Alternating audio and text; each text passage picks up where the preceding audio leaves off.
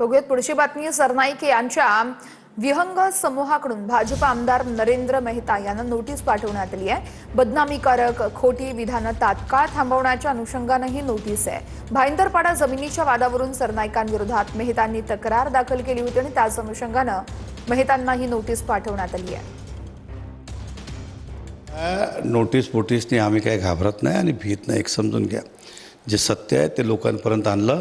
त्या FIR मध्ये ज्या ठिकाणी भूमाफिया प्रताप सरनाईक यांनी जागा हडप केली, त्या FIR वाचल्या। त्या FIR मध्ये वियांग आणि प्रताप सरनाईकचं नाव दिलेलं ते तक्रारदार आहे। त्याच हिशोबाने आम्ही ते पुढे गेलो आणि आम्ही सुद्धा माहिती गेली अशा प्रकारची घटना घडली आहे।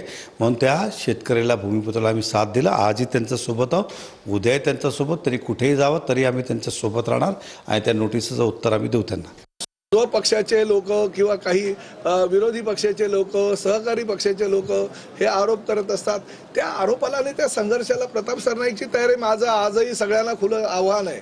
प्रताप सरनाईकनं काही जरी बेकायदेशीर केलं तर त्याची चौकशी व्हायला पाहिजे। जो न्याय सर्वसामान्य लोकांना लागतो तोच न्याय मंत्री असला म्हणून काय झालं, प्रताप सरनाईकला सुद्धा लागला पाहिजे। माझ्यावर जर चुकीचे आरोप या मराठीच्या मुद्द्याच्या माध्यमातून जाणीवपूर्वक काही लोकांनी संघटित होऊन केला असेल आणि त्याचं भांडवल केलं असेल, मला असं वाटतं कायदेशीर नोटिसीला त्यांना उत्तर द्यावंच लागेल। परंतु शेवटी हे राजकारण आहे, हे सर्वसामान्य जनतेला पण कळत असतं।